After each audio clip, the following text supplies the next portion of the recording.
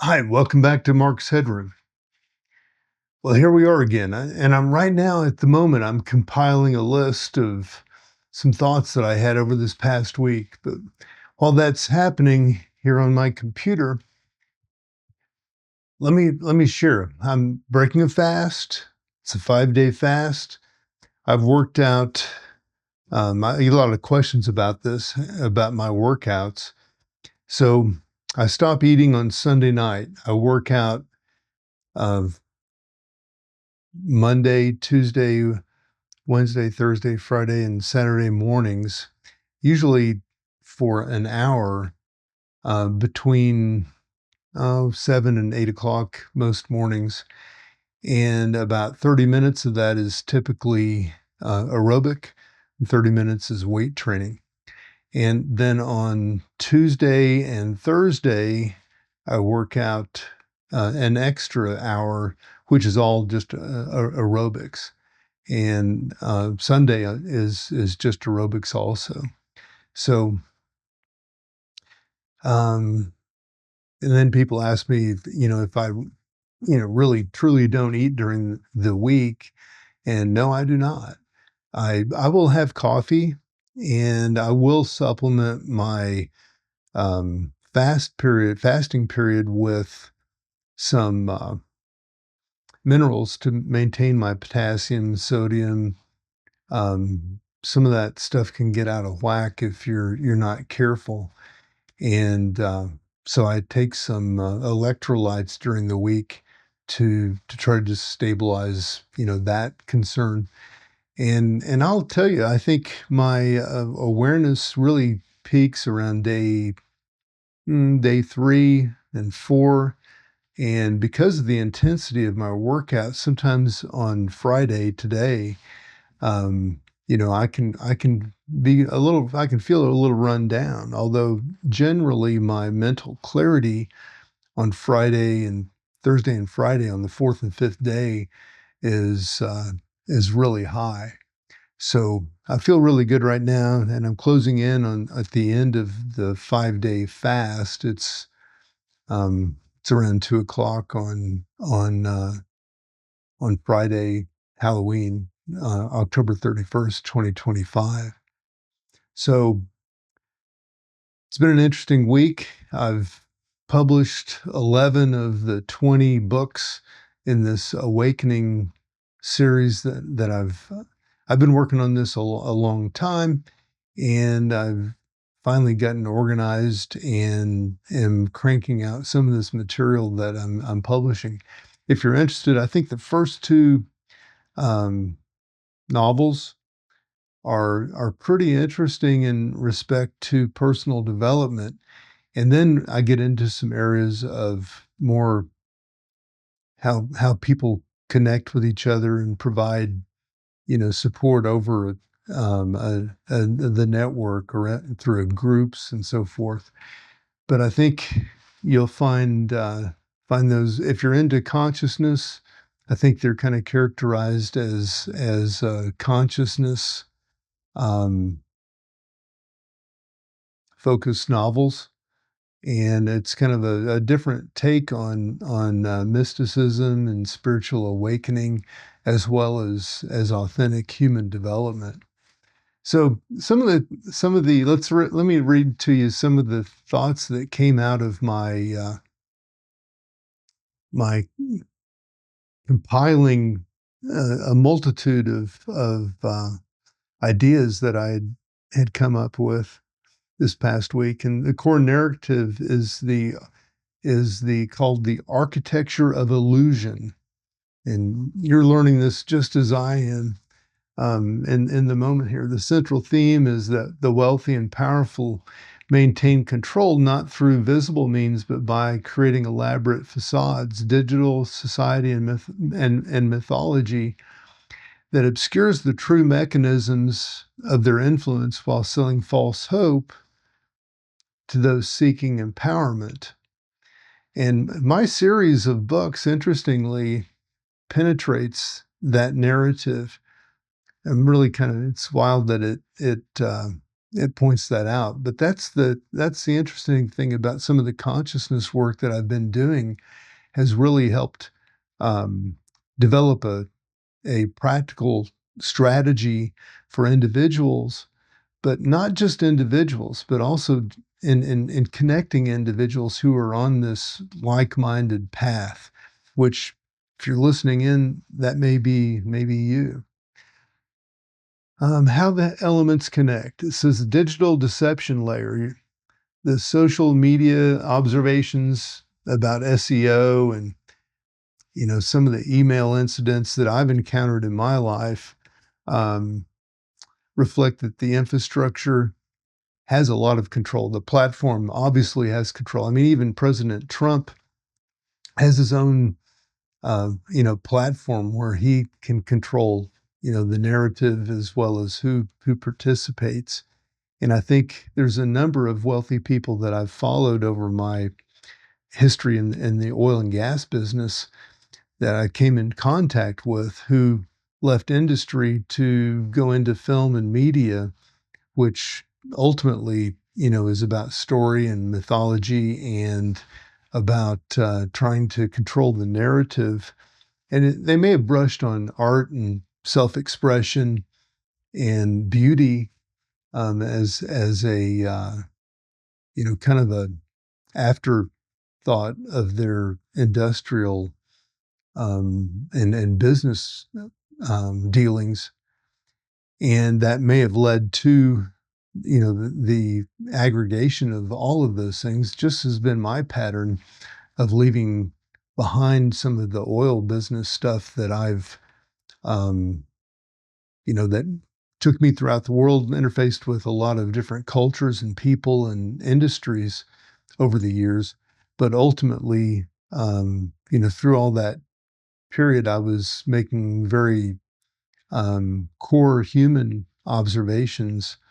And by some opinions, I was conducting some experiments about life and how things worked, which has given me a lot of insight, which I'm trying to share here. Um, so it says that this digital deception um, platforms promise meritocracy, like a fair playing field, while actually operating as a gated community. And the mysterious disappearing, like email in my um, past of dealing with one of these big platforms, um, it, there's a lot of evidence that they're not just totally neutral and fair playing spaces. And they're controlled territories in where electronic evidence can be erased easily and lost. And of course, these narratives, the stories that are told are easily manipulated, and you can reward some of the people that are telling the narratives on your platform more than others, and you can kind of control the flow. Basically the gatekeepers, control the visibility. And I'll tell you, back in 1998, 99, around the end of the tech boom, that ended dramatically in that period, where investors lost a lot of money. It had become clear that the internet was going to be the future of business and much of mankind and be a big influence. And there was a race to try to do things on the internet that would capture people's attention and focus and keep them glued to the screen. And, clearly that effort worked. The next thought here is the mastermind grift. The expensive mastermind groups, which you may hear about, they've become the modern country club, and they've rebranded themselves as experts and techies and networking opportunities. But these basically connect um, to the concept of exposing the grift, as I put it. These groups promise transformation but deliver access basically to other people, and much of the secrets that are used in social media and in marketing and advertising for the most part. And interestingly, is one of those investigations that I did recently into one of those several experts that were all kind of related to a theme of marketing and advertising for profit, basically trying to hypnotize people into needing a product that they were selling and using a sales funnel to do that. And it's interesting, one of those parties revealed something that, well, it didn't really surprise me, but just to hear it was kind of impactful. And they said, you go back and you look at where, at the, how religion presents itself. And then you see how their secrets or how their stories impact people. And then you'll see politicians adapting those. And then you'll see the advertisers adapting, is kind of stealing the politicians' methods. And then, of course, you have these artists or maybe someone like me that's observing all this stuff and exposing it. And it gets to be a cyclical thing throughout time where it does go back to some kind of spiritual, basis that satisfies some needs in people for safety and security and, around morality, because basically sex and violence are at the core of things that we, try to stay away from, publicly, because that's where the real secrets often, and the suppression occurs. So anyway, the mastermind thing is after 50 years, there's no transformation because the system is designed to extract resources and not deliver results. So I hope I didn't lose you there, because the promises that are often made by religion, by politicians, by advertising, a lot of those things are not realized. But they begin with trying to capture your hope and to help you feel confident or secure or safe or satisfied. And that may be short term, but when you really do step back and look at them, you can see that that's where the grift occurs. That's where, if you're not careful, you invest maybe more than you should or wanted to into something that really doesn't fundamentally work. So, and we know the world's not a perfect place, and that's part of the evolution that we're a part of in the consciousness work that we do, is going back and forth between the things that do have some effectiveness and trying to learn ways of applying our full humanity to those. It's kind of like, we could work with technology and not necessarily divorce ourselves from our consciousness, from our spirituality, from all the perceptions that we deny. We can learn to use those potentially and work in ways that we've not yet imagined or found a way to work with on platforms. And, at some level, some people say that we're all really, one. And the more we can admit to ourselves that we're all brothers and sisters, the closer that we'll feel and the less disharmony and chaos that there will be. That I'll take a jump over here to a comment, a good comment from one of the viewers on YouTube.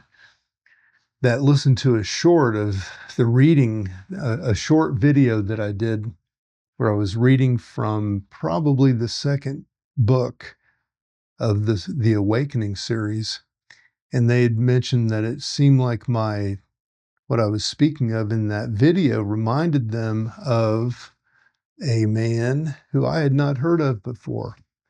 And so I did some research and found that his name is Maldoma Patrice Sommet. And the article that I produced here is called The Bridge Between African Wisdom and Western Worlds. And wow, that was a powerful find because, and that's on my, I think I just put it on my website, roachcreative.com. You can go there and find that article. And he was kidnapped at the age of 4 from a tribe that he was born into in Africa, and for 16 years lived with Catholic priests who were beating the daylights out of him to make him into a black priest. And at the age of 20, he revolted, physically walked 120 miles, back to his tribe, and they'd beaten the language that he had learned to speak from birth until 4. They'd beaten that out of his system, and so he was challenged with reconnecting, relearning language, and ended up going through all of the tribal rituals to become a shaman by the terms of his traditions of his tribe. Then he later became an author, and I think he, became got an advanced education and was teaching at one point at the University of Michigan.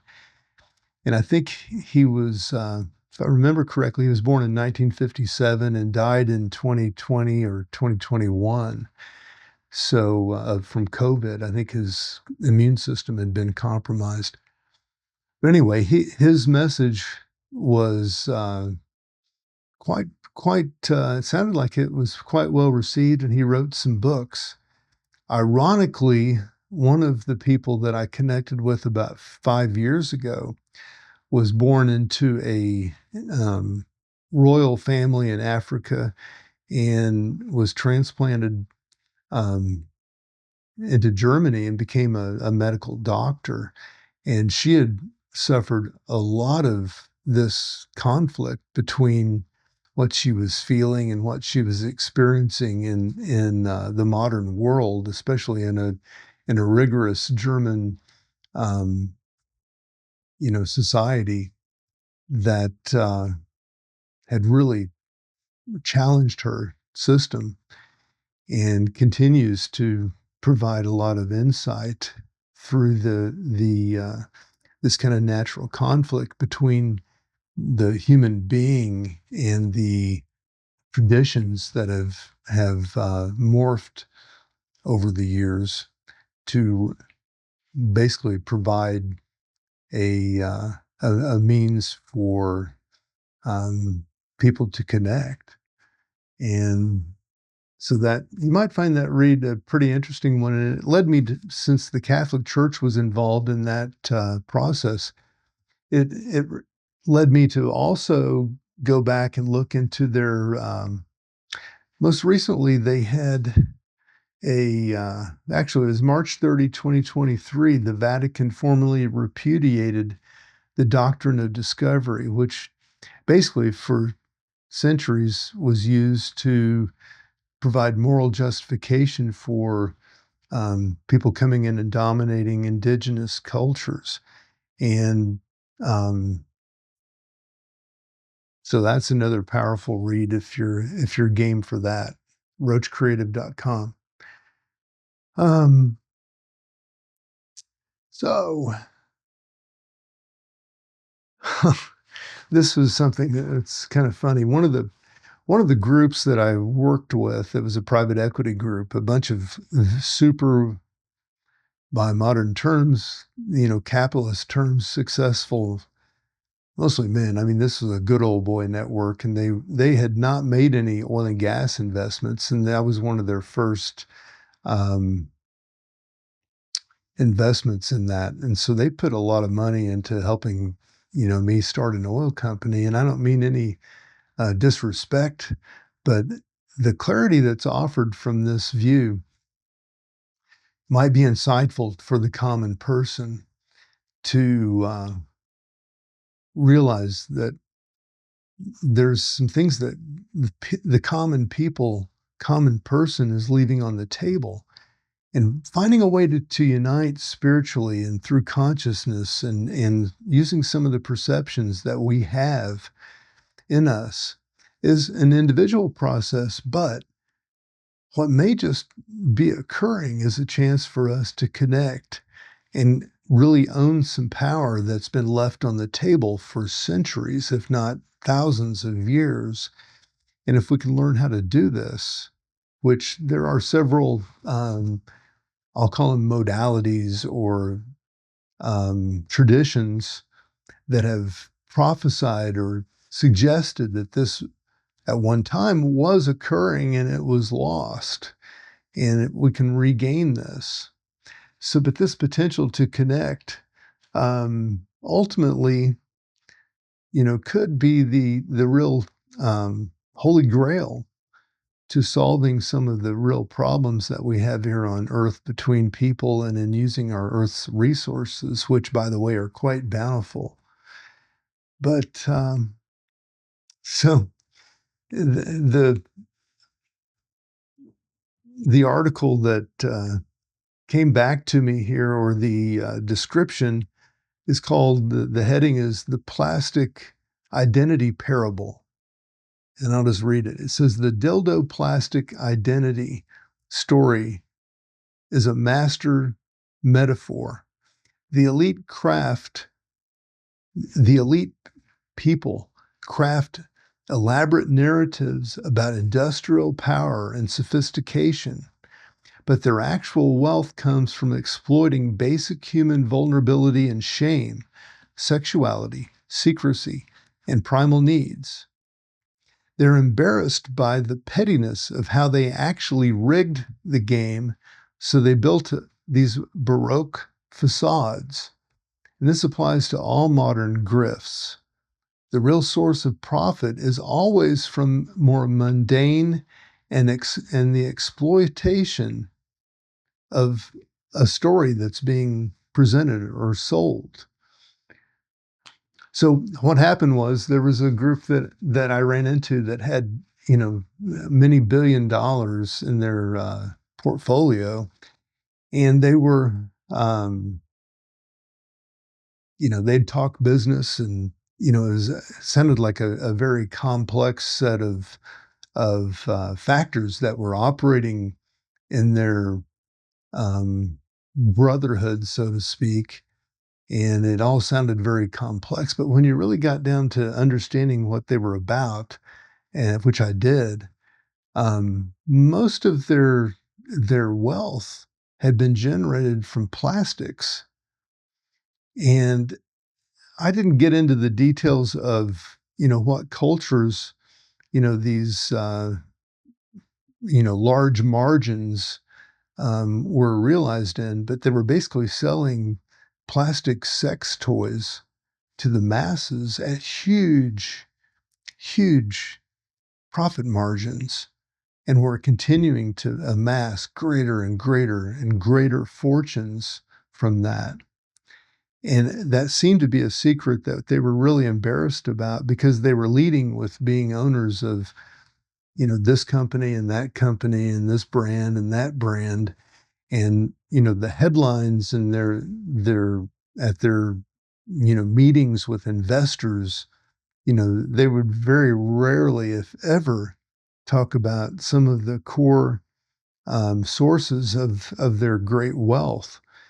And, I had kind of stumbled into this and was really amused by it, and it made me laugh. And so I found that to be a powerful story, and it is a great metaphor for how people's successes can be um, misused, by those that are in positions to take advantage of that.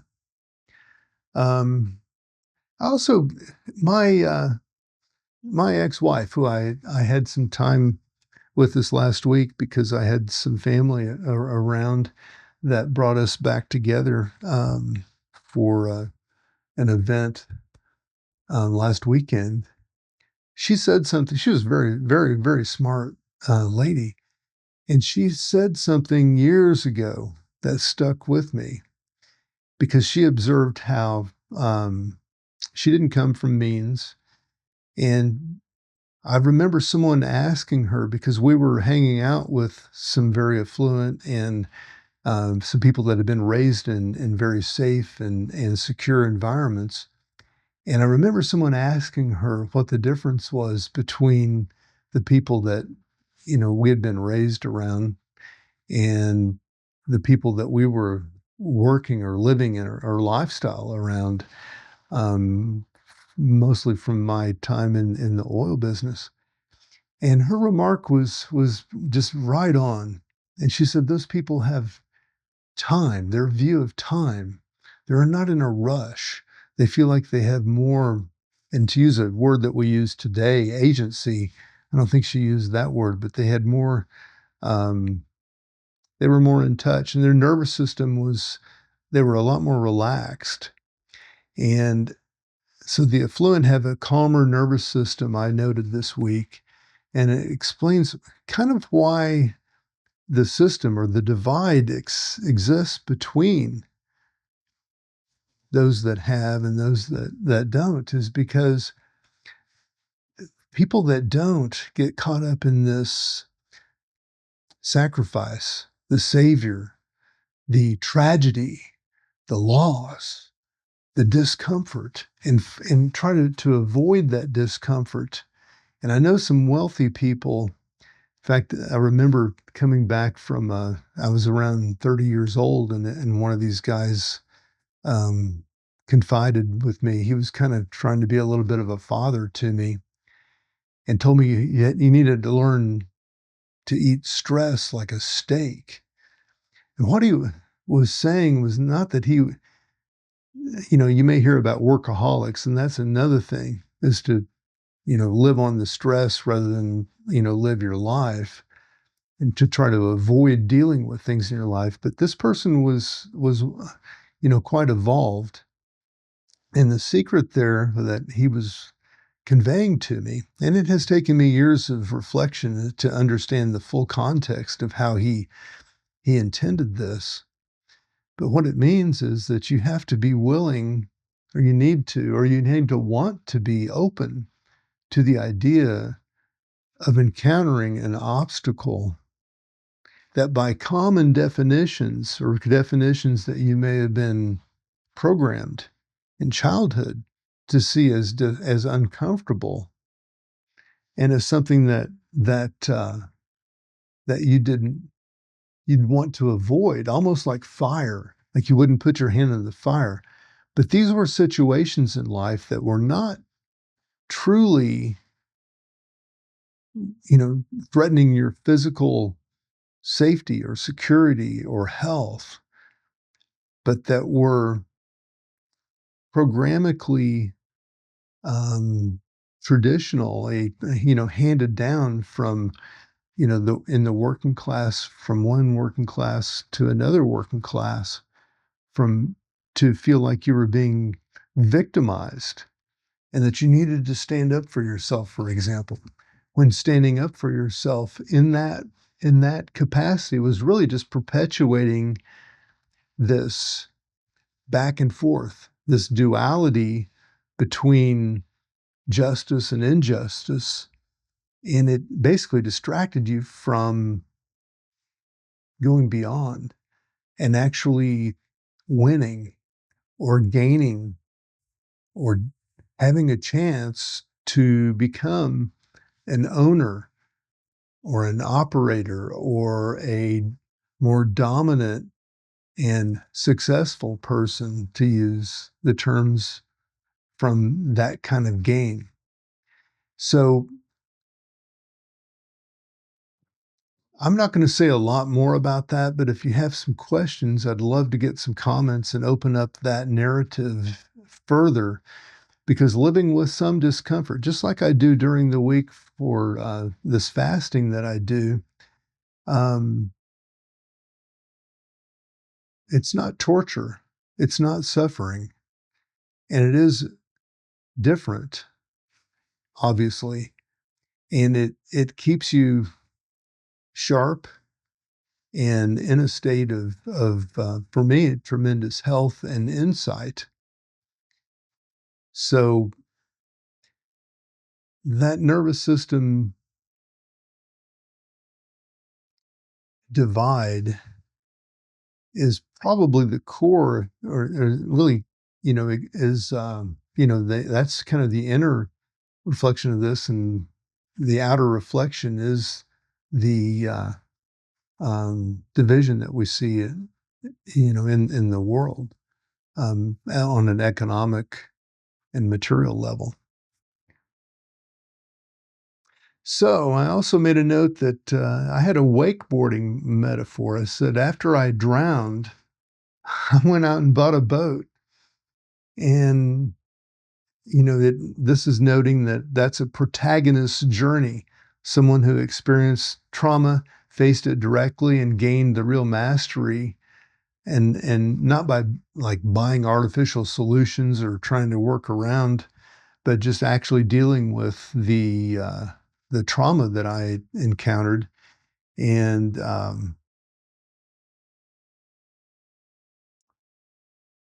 I guess that positions me as someone that can potentially expose these grifts, which, I mean, let's face it, I made a living for years in the oil business because I was able to see through the grifts. I mean, in the oil business, there was always, I mean, think about it.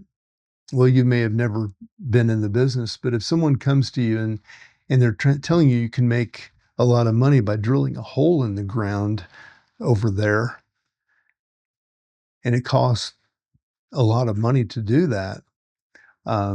It takes a lot of science and detective work to and background work to try to justify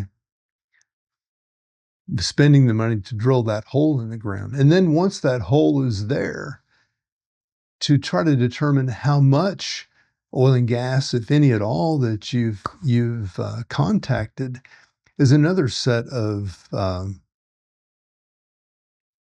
games about how much data you have, and how much you share, and how much you know, and how much ultimately, oil and gas you're going to get out of the ground. So that was my bag for years, was trying to get to the bottom of the truth for big investments in exploration and development projects in the oil and gas business, and understanding all the science as well as all the personalities involved in getting that um, project completed. And then it's a whole another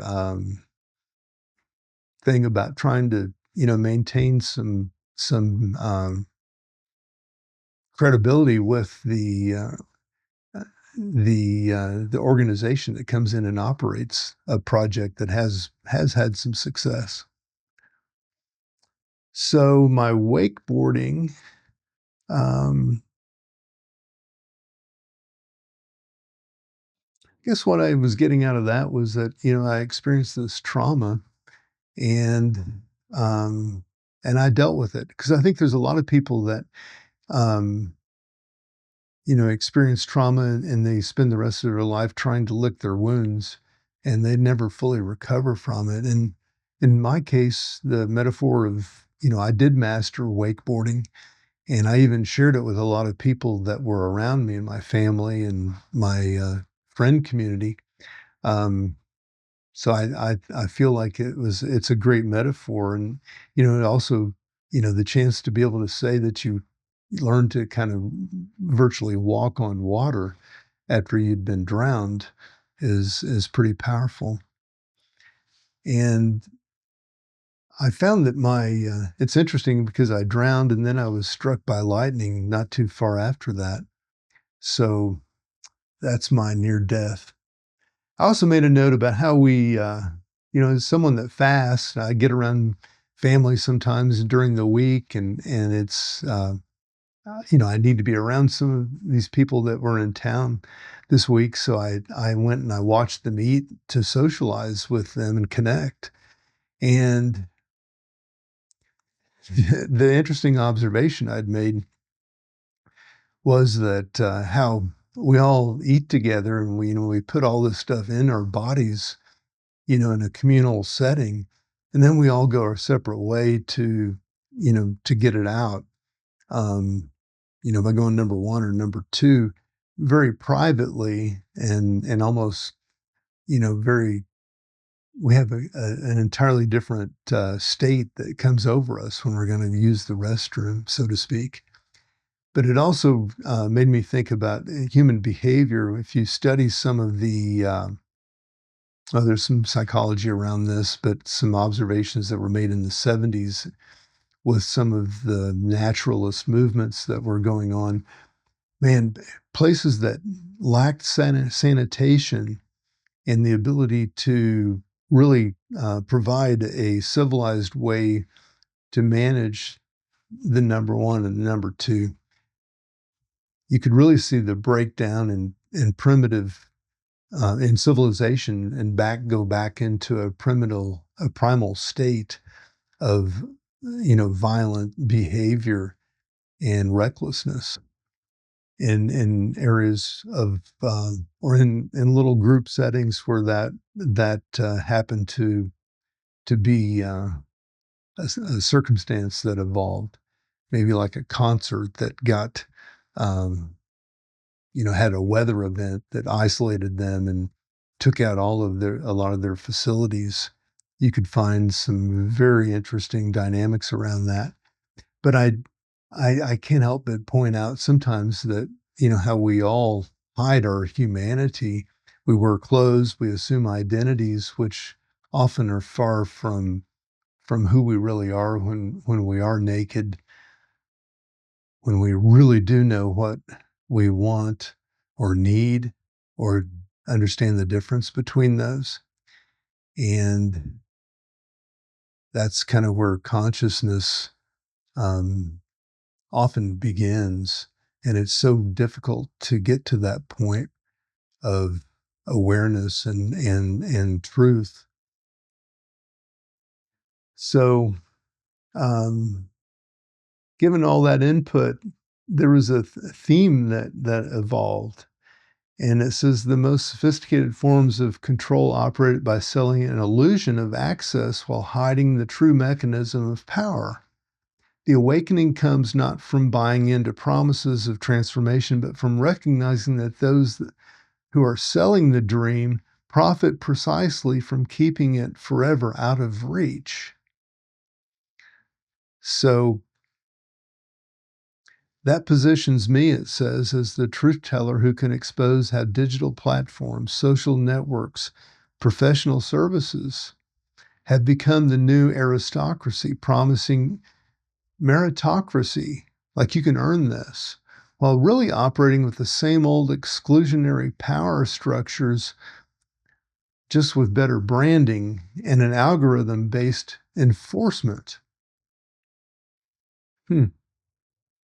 And it talks about the narrative arc is Act one is the illusion. Act two is the drowning. Act three is the investigation. Act four is the awakening. And then Act five is the collapse. The collapse being the realization of your humanity, the fact that, there is a truth that we all have about our humanity that the illusion is sold on avoiding. So that's a pretty powerful.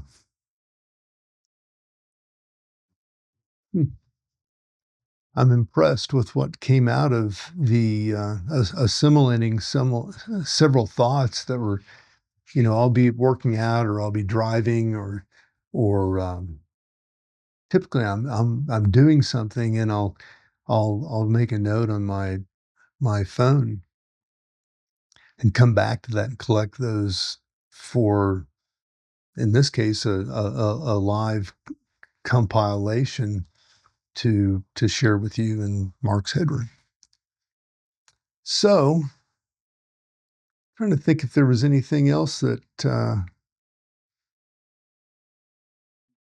don't think I had any. Well, I had, the one comment this week was so powerful. I really appreciate that. There's some other people that have written some rather long, notes or comments about how this is kind of encouraging me.